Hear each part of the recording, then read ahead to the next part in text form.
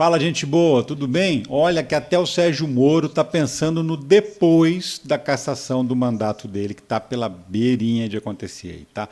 Tanto é verdade que ele já está se preparando até para lançar a mulher como candidata. Pensa bem, a paulista Rosângela Moro voltou a ser paranaense, agora ela se assumiu de novo paranaense, transferiu o título, discretamente, claro, mas a imprensa descobriu.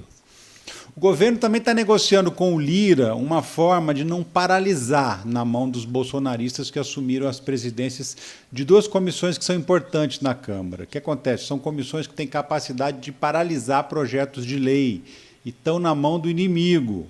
E o Lula está conversando uma forma de encontrar um atalho para escapar dessa paralisia que pode acontecer. Tem jeito? Tem, mas depende do Lira. E teve também a viralização de um vídeo de um político português que está dizendo que não quer o Lula lá em Portugal de jeito nenhum. Isso está dando o que falar nas redes sociais, mas o cara também não está com essa bola toda não, viu? Vou te dizer quem é o sujeito para você entender o real tamanho disso, porque não é um escândalo diplomático nem nada parecido.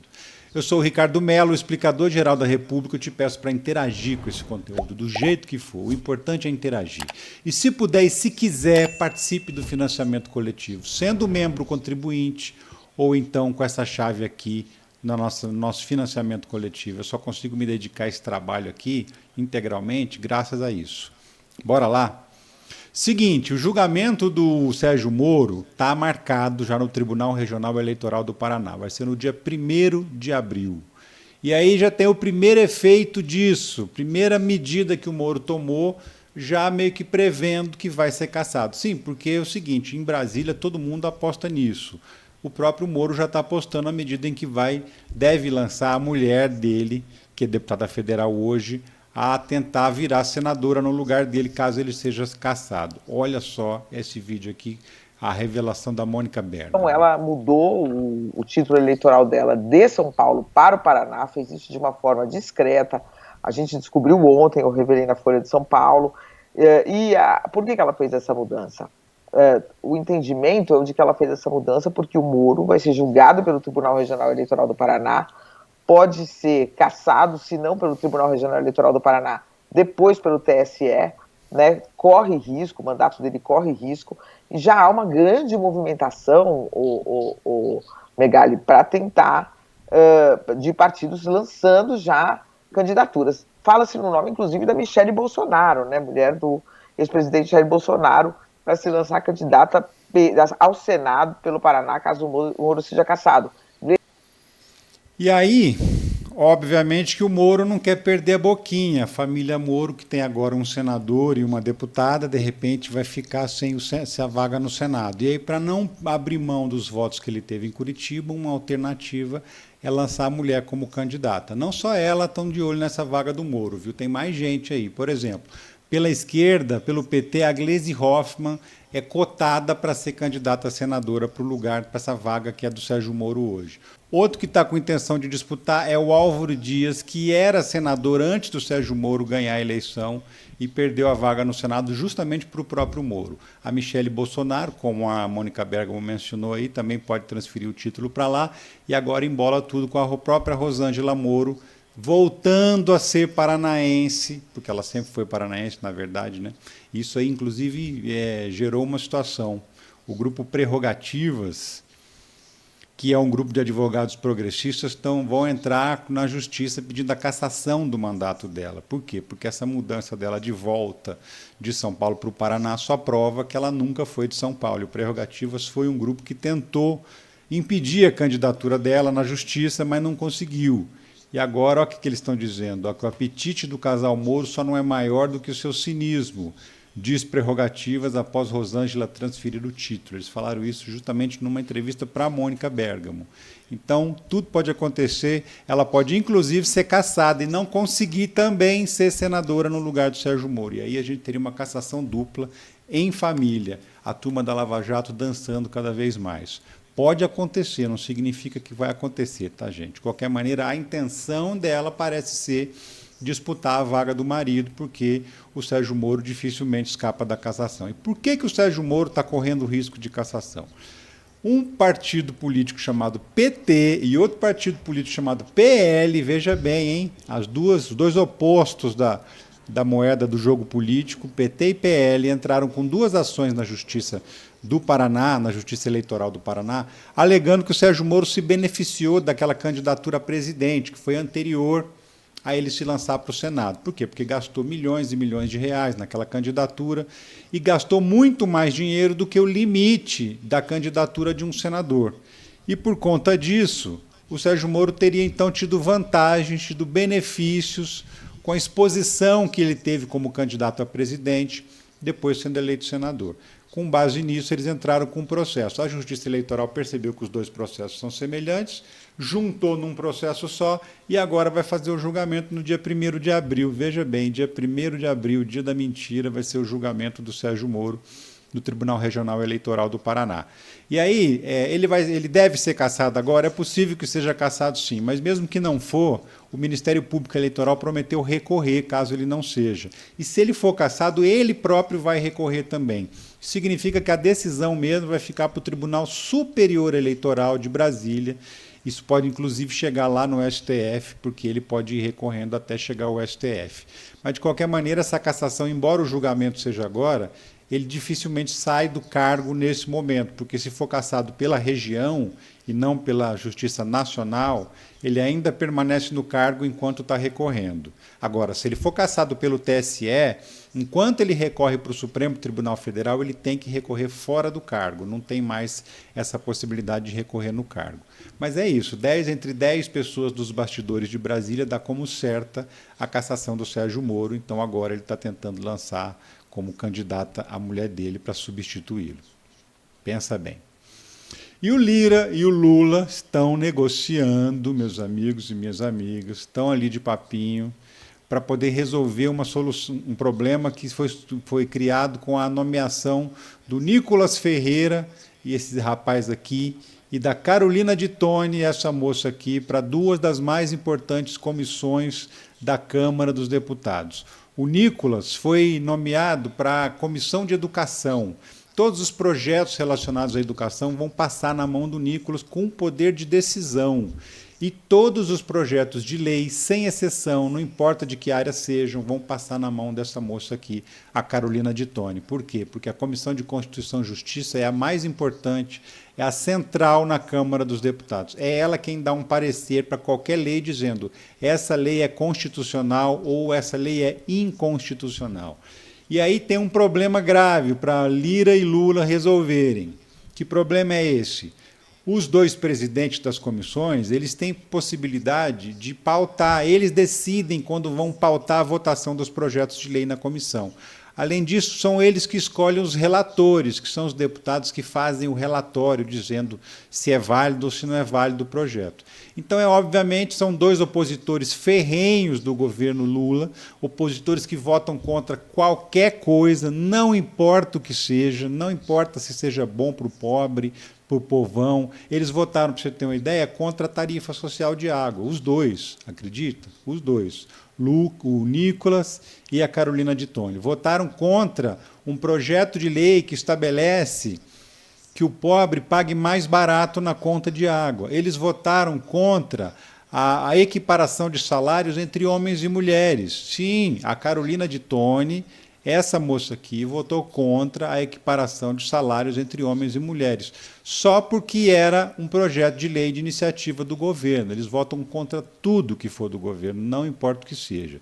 Eles não estão lá para pensar, analisar o projeto e votar, eles estão lá para votar contra, não importa que assunto seja. É tipo irresponsabilidade pura mesmo, sabe? Extremismo de direita é o que é. E aí o que acontece? Foi uma imposição do PL, do partido do Bolsonaro. E como é que ele conseguiu fazer essa imposição? Pelo fato de ter a maior bancada. A maior bancada tem a prerrogativa, tem a preferência para indicar o presidente dessas comissões. E aí, geralmente, isso é feito de forma negociada, para não colocar um nome extremista e tal. Só que o PL, dessa vez, colocou o nome dos 2, não teve negociação. Até o Lira tentou fazer o PL mudar de ideia, mudar os nomes, colocar gente menos radical, porque isso poderia ser uma desmoralização para a própria Câmara, mas não rolou. O que o PL falou? O PL falou que não abre mão, ele tem direito como maior bancada e que está fazendo isso por quê? Porque está enfrentando o governo mesmo, porque está dizendo que o Lula está perseguindo o PL por meio da Polícia Federal, que as investigações que estão andando seriam a mando do Lula. Então, é chantagem mesmo. Tá? Pare as investigações, senão a gente vai tumultuar o país, a gente paralisa o governo e aí dane-se quem tiver que se danar. É isso que eles estão fazendo. E pior de tudo isso, é um Congresso conservador, né? Extremamente conservador. Só 130 deputados, de um total de 513, são deputados da esquerda ou progressistas. Ou seja, a esquerda, os progressistas, só tem um em cada 4 deputados na Câmara Federal. Então, se a direita endurecer, como ela está fazendo agora, não tem muito o que fazer, não tem jeito. A maioria é conservadora e fomos nós que elegemos essa maioria. Elegemos um presidente progressista e um Congresso conservador. Agora dá nesses problemas aí. Agora, que atalhos são esses que poderiam ser utilizados para o governo para escapar dessa paralisia, para evitar ficar preso na mão de Nicolas e Carolina de Tone? Seria a utilização de medidas provisórias e projetos de lei de regime de urgência. Por quê? Porque as medidas provisórias não caem na mão da Comissão de Constituição e Justiça, da Comissão de Educação. Sempre que o governo edita uma medida provisória, é criada uma comissão só para analisar aquela medida. Uma comissão especial, separada, com outros integrantes. E com isso, a tramitação poderia andar. O regime de urgência pula as comissões. Um projeto que é protocolado em regime de urgência não passa pelas comissões e vai direto à votação no plenário, onde o governo teria mais chance de conseguir aprovar. Tudo isso para evitar que esses projetos fiquem parados, guardados na gaveta do presidente da comissão, que é um inimigo declarado. Essa é a tática que o governo adotou, está conversando com o Arthur Lira. E por quê? Porque depende também do Arthur Lira aceitar, né? O governo começar a mandar muita medida provisória, o Arthur Lira tem a prerrogativa de pegar um parecer jurídico lá na Câmara e devolver a MP sem nem votar. Para evitar que isso aconteça, tem que negociar com o Arthur Lira, que é o presidente da Câmara. A mesma coisa vale para os projetos em regime de urgência. Se ele não tiver a concordância, o governo não escapa. Então, claro que vai ter que ser meio dosado, não vai poder ser tudo feito dessa forma, mas aquilo que for mais importante e mais urgente, o governo possivelmente vai ter que mandar a medida provisória ou projeto de lei em regime de urgência para escapar de Nicolas e para escapar de Carolina de Tone. E viralizou um vídeo de um candidato a primeiro-ministro lá de Portugal prometendo que se ele ganhar a eleição, o Lula não pisa lá de jeito nenhum. Pois é. Vamos entender direito quem falou isso. É o André Ventura, que é o líder do partido Chega. O vídeo é esse aqui, ó. Vamos assistir. O Chega vencer as eleições legislativas no próximo domingo, a 25 de abril de 2024, eu quero vos dizer uma coisa. O senhor Presidente do Brasil, Luiz Inácio Lula da Silva, não vai entrar em Portugal. E nós não vamos deixar que entre em Portugal.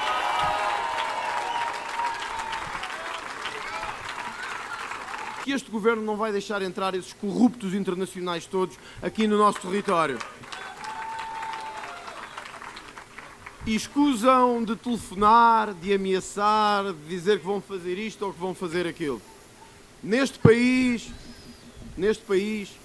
ainda mandamos nós.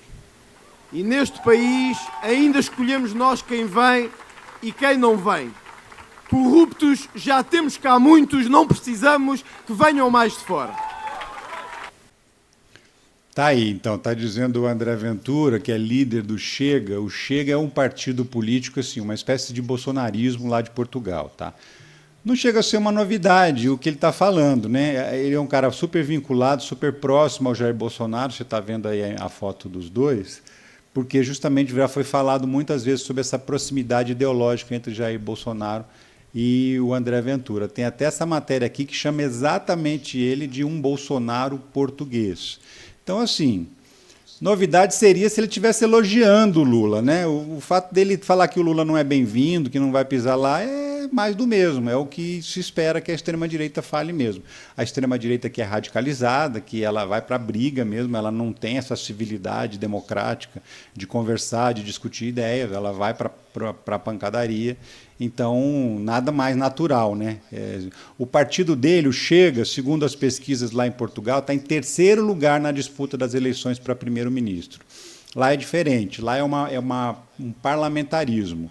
Então, como é que funciona? Os partidos disputam as eleições e o partido que elegeu o maior número de congressistas, ele fica com a vaga de primeiro-ministro e indica o seu líder para primeiro-ministro. Então, ele é candidato a primeiro-ministro pelo partido Chega, mas para isso eles têm que ganhar a eleição. Embora ele seja uma espécie de bolsonarismo lá de Portugal, eles ainda não têm essa mesma força que o bolsonarismo tem aqui no Brasil. Eles nunca ganharam uma eleição, agora estão em terceiro lugar nas pesquisas. Ou seja, estão se aproveitando dessa onda de extrema-direita que existe no mundo inteiro, que está acontecendo no mundo inteiro, um bando de gente machista, racista, homofóbico, xenofóbico, que é o preconceito contra quem é de fora, né, de outro país. E esse a gente está capturando quem está cansado da política. E captura como? Com um discurso de raiva, um discurso de violência. Essa gente está crescendo no mundo com a ajuda do quê? Dessas mídias aqui. Essa aqui mesmo. Que não tem ninguém controlando, que está deixando fazer o que quiser. E aí, sem um controle, o que acontece? Os selvagens vão ganhando cada vez mais espaço porque eles não têm regras éticas. Mas é só isso, é um candidato extremista falando para o seu público extremista. E também, o que a gente queria? Queria elogio para o Lula? Para, né, gente? E aí, curtiu, comentou, compartilhou? A hora é agora, hein? Antes de sair, deixa seu like aí, deixa sua curtida, seu comentário, que eu quero saber o que você está pensando desse conteúdo aqui, se eu estou fazendo certo, se eu não estou fazendo certo.